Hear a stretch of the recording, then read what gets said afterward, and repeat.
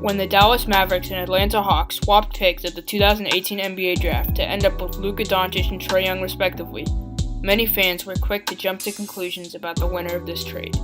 On one hand, the Mavericks added quite possibly the best European prospect ever, a man who had led his team to a EuroLeague championship and was named the league's MVP. On the other hand, there was Trae Young, whose talent at Oklahoma was so profound that ESPN once had a Trae Young point tracker next to the digital scoreboard in their Oklahoma television broadcasts. However, fans of teams across the league were quick to point out the downsides of both. For Luka, it was that most NBA fans had never seen him play, as well as his lack of athleticism.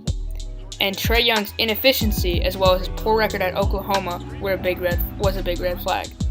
So far, those doubts have been put to rest for the most part, as Young and Doncic have nabbed Rookie of the Month in November for their respective conferences. These players are certainly opposites on and off the court, but I believe that these two can be the NBA's next Magic and Bird, however with more international impact than Larry and Magic. This will be a 6-part series, and the next part will be about the rise of Luka Doncic. As for now, welcome to the upcoming of Trae Young. To understand the players better, you should probably understand the backgrounds that they came from. Trae was born in Lubbock, Texas, to his mother Candace and his father Rayford, who played basketball at Texas Tech. Trae eventually moved from Lubbock to Norman, Oklahoma, a college town about 275 miles away, and attended Norman North High School. Trae started to play basketball for the Timberwolves as a sophomore in high school. As a sophomore, Trae led the team to local success while picking up his first major accolade, Oklahoma Sophomore of the Year for 2015. Despite the early success, Trae was statistically much better as a junior, when he averaged 34.6 points per game, 4.6 rebounds per game, and 4.6 assists per game. Again, Trae and North Norman had local success, but this time they lost the state championship game off a last-second layup by a point. This horrible loss ignited a fire in Trae, who led the Timberwolves with 42.6 points per game, 5.8 rebounds per game, and 4.1 assists per game, and picked up Oklahoma State Player of the Year as a senior. Unfortunately, Norman North suffered an early playoff exit despite a 41-point Trae Young performance, which ended his illustrious high school career at North Norman. When time to choose where Trae would go to college came, he had plenty of options. ESPN named him a 5-star recruit and gave him a 94 overall recruit grade, as well as the 15th best ranking in his class.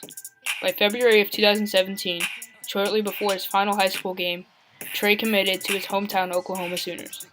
Oklahoma didn't have a great roster, seeing as Young was the only RSCI Top 100 player from any season to be on the roster, aside from junior Cameron McGusty, who was ranked 38th in his class.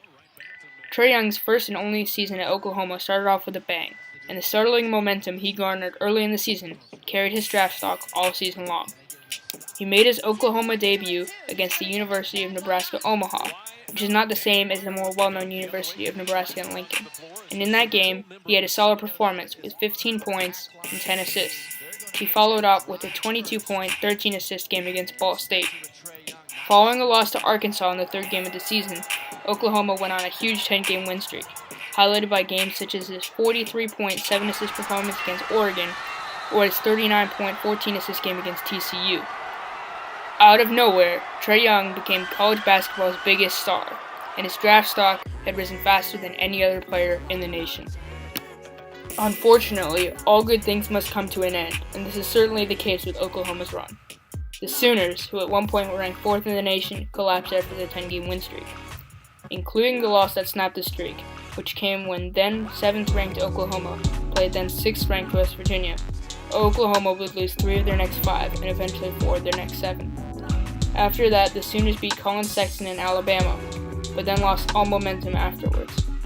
Oklahoma lost their next 6 games to drop from 16-5 and 12th in the nation to 16-11 and unranked in a horrendous span of poor performances. Trae's numbers took a turn for the worse during that time, and many fans began to question his true NBA potential considering his inefficiency. His shooting numbers started to drop significantly, but Trae got the majority of his flack from people knocking his turnover numbers. For instance, he had a 12-turnover game against Kansas State and 4+ turnovers in 17 consecutive games. It was even a bizarre stretch in the middle of the season when Oklahoma won 4 of the 5 games in question, but Trae shot just 41% from the field and averaged 8.0 turnovers per game. People started to clown Trae for his poor numbers, and the Trae haters trolled in droves once Oklahoma made their end-of-season collapse. When it came time for Oklahoma to turn things around when it mattered most, they still couldn't deliver, as the Sooners lost to rivals Oklahoma State in their first Big 12 tournament matchup, a loss that put them in danger of missing out on March Madness. Young certainly didn't have his best game. In the most important game of the season, up to that point, he had a horrendous 7 of 21 shooting night, including 2 of 8 on 2-point attempts.